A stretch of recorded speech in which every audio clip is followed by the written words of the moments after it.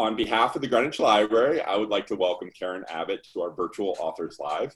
Karen Abbott is a New York Times bestselling historian and author whose books include Liar, Temptress, Soldier, and Spy, about 4 women that play prominent but unheralded roles in the Civil War. Another book, American Rose, about the most well-known burlesque dancer Gypsy Rose Lee, and Sin in the Second City, about the most infamous brothel in Chicago. She is here to discuss her new book, The Ghosts of Eden Park, and this is a fascinating rise and fall of George Remus, the king of the bootleggers, set in jazz-age Cincinnati. It is history that reads like a thriller. Karen Abbott's books have been called sizzle history, and The Ghosts of Eden Park certainly sizzles in its details. Welcome, Karen Abbott. Thanks so much for having me, Eric. Thank you for coming. I appreciate that. Could you set the scene for us and just tell us a little bit about the book? Sure. So The Ghost of Eden Park is the true story of George Remus, America's most successful bootlegger, who was also a real-life inspiration for Jay Gatsby and The Great Gatsby. He is riding high. At one point he owns 35% of all of the liquor in the United States, which to me was a staggering figure. And he's riding high until his wife falls in love with the very prohibition agent who put Remus in jail. So there's this sordid love triangle, there's a murder, there's a sensational trial, and the whole thing to me was just so much stranger than fiction. I think that if I had tried to write this as a novel, my editor would not have believed it and would have sent me back with some major edits. True. So why George and Imogene Remus? What attracted you specifically to the story? Well, I usually get my ideas from archives, libraries, dusty old out-of-print books, and this is the first time I actually got an idea from television. If any of your listeners out there and fans and patrons of the library have ever watched the show Boardwalk Empire, it was on HBO for about 5 years, and it was this really brilliant depiction of the early 1920s. Nobody had yet heard of Al Capone, and bootleggers were still trying to figure out how to circumvent prohibition laws, which was brand new at the time.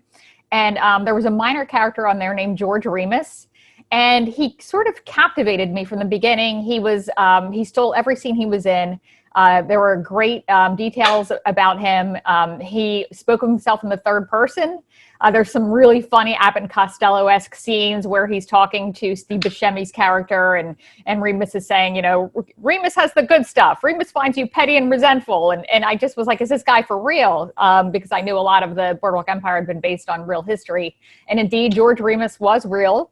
And he did speak of himself in the third person. And his real life was so much more fascinating and dynamic than anything that was on Boardwalk Empire. And I knew he would just make a fantastic book, especially since he really embodied the 1920s. I don't think there is another story or character who really embodies the 1920s like that of George Remus. And you probably hear my parrot squawking in the background. Can we see your parrot? Yes, this is Dexter. This is my African gray. He is 19 years old. I had him since he was about 6 weeks. And he is named after the novelist and former newspaper columnist Pete Dexter, who I was obsessed with when I was a journalist in Philadelphia many, many moons ago. Here he is, a lovely red tail, and he's a good writing partner for me, keeps me company. Sometimes very distracting, but he's a vital part of my office at this point. So. And you told me earlier he's also saluting the first responders as well. He is.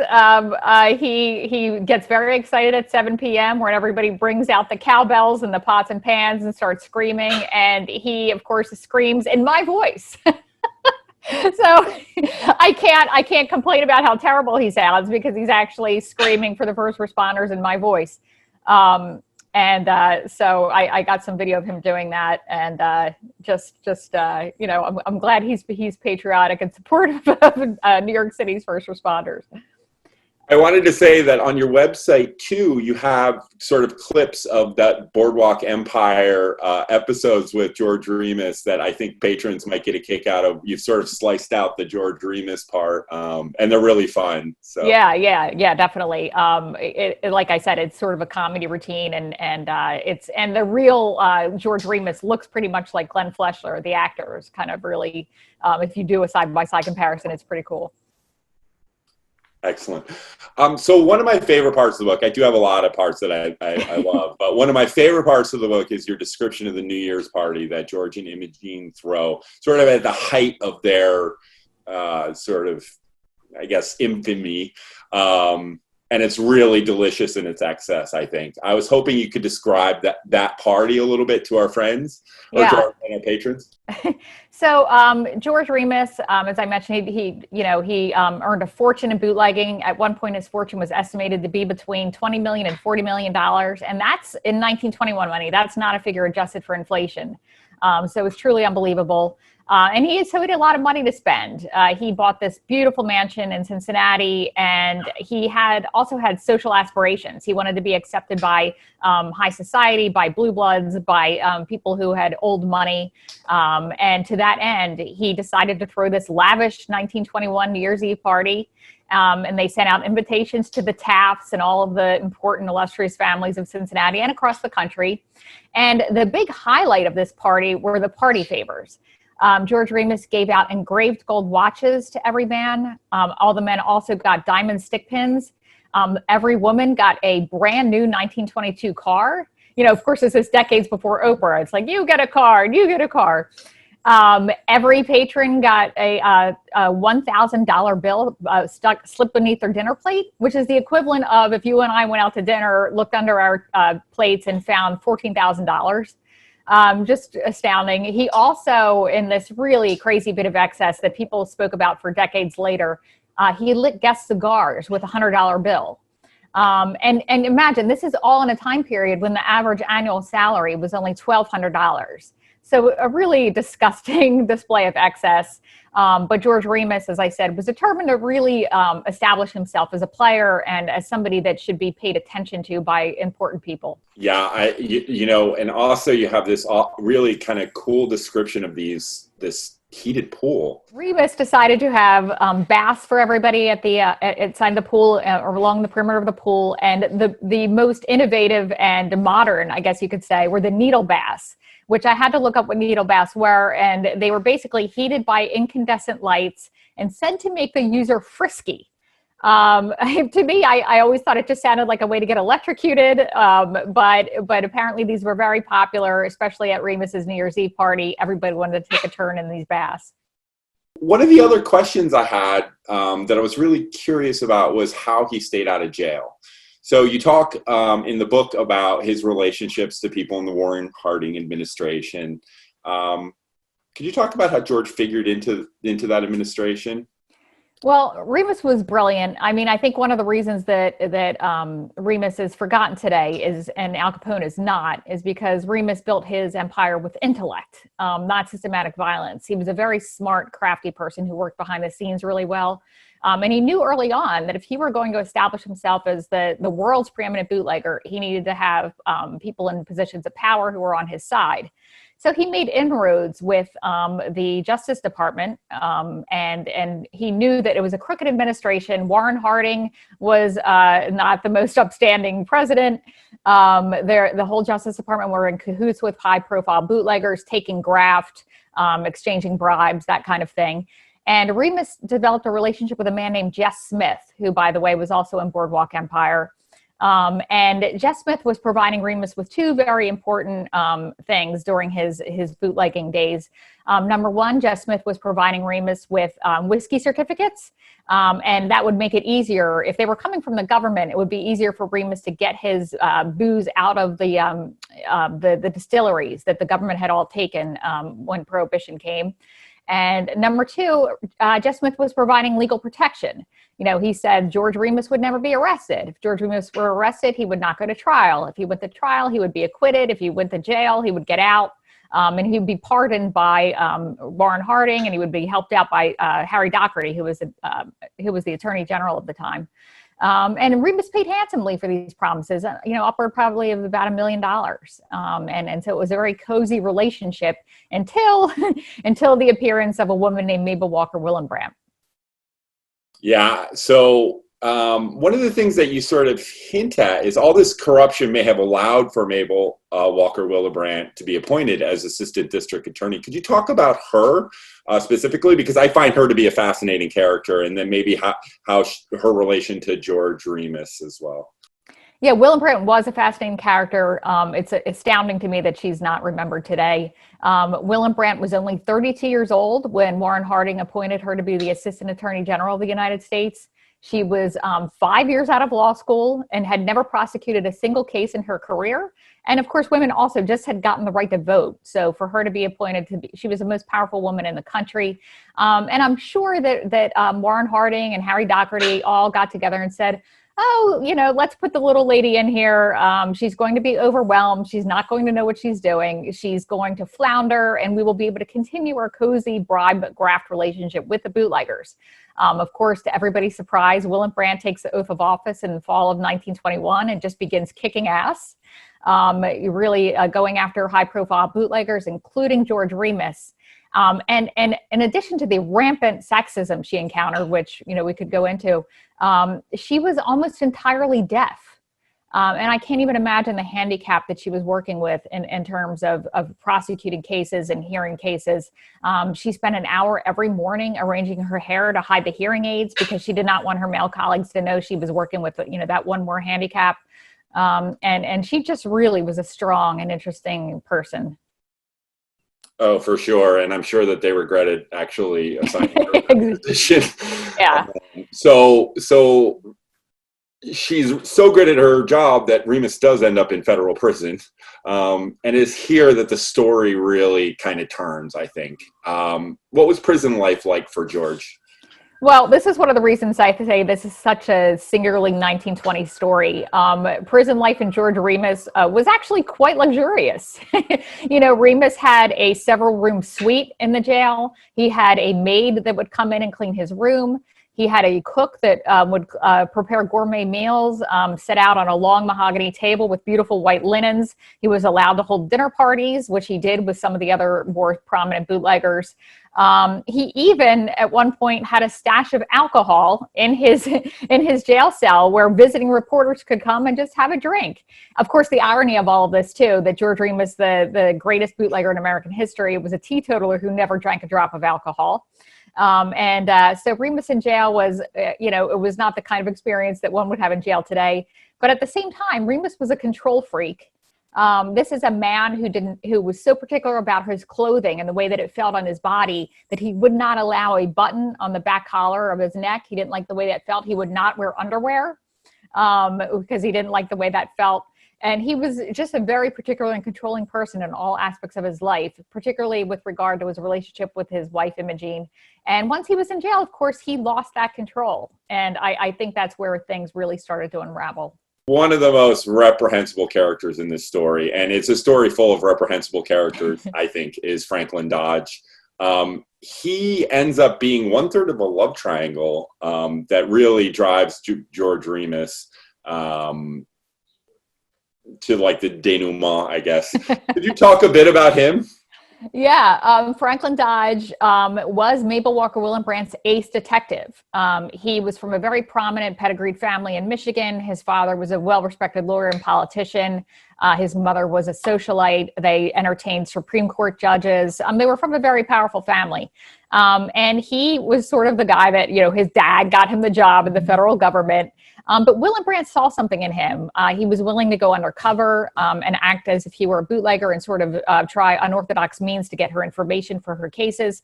She thought he was innovative and daring, and she trusted him. She called him her ace detective, and she sent him to go after George Remus. And he did go after George Remus and was able to get enough evidence to put Remus in jail, as we discussed.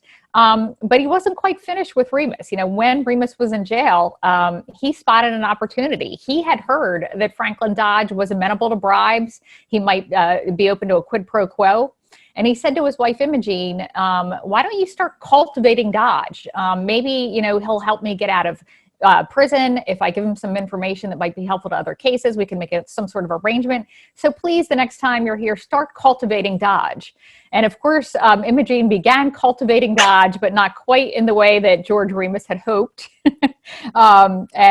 So she ends up starting to have a torrid affair with Franklin Dodge, the very guy who had put Remus in jail. One of the other parts of the story that I love, there's a lot of like little small characters, and I love that J. Edgar Hoover figures into this story. It felt to me almost like an origin story for him.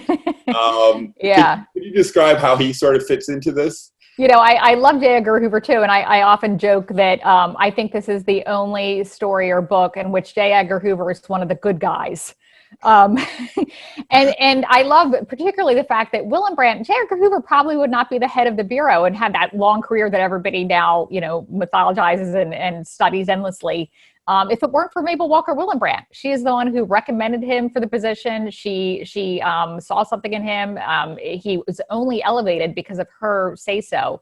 And I also love the fact that Willenbrandt ordered him around, the idea of a woman ordering Hoover around. So J. Edgar Hoover was 29 years old in 1924 when he was made the head of the Bureau. And one of the good things he did, and this is why I say he was a good guy in the book, he wanted a force of prohibition agents who were honest, who did not take bribes. He wanted a very clean, force of men and women, I suppose, to go out and really fight, enforce the prohibition laws. And so to that end, he also had heard rumors about Dodge, that he was not quite as honest as Willenbrandt had thought. And he sends his own agent to go spy on Dodge. So it's sort of a spy versus spy situation. And he does come up with some very interesting information about Dodge, including one of my favorite scenes to write in the book was Hoover's agent literally catches Dodge with his pants down. Now, I don't know how many times in nonfiction you get to write a scene in which a prohibition agent is caught literally with his pants down, but it was a lot of fun. Yeah, that was great for sure. And it felt like, Hoover sort of was like just beginning his like secret investigations almost, where he was like, okay, I'm going to do this on my own. It was great. It was exactly.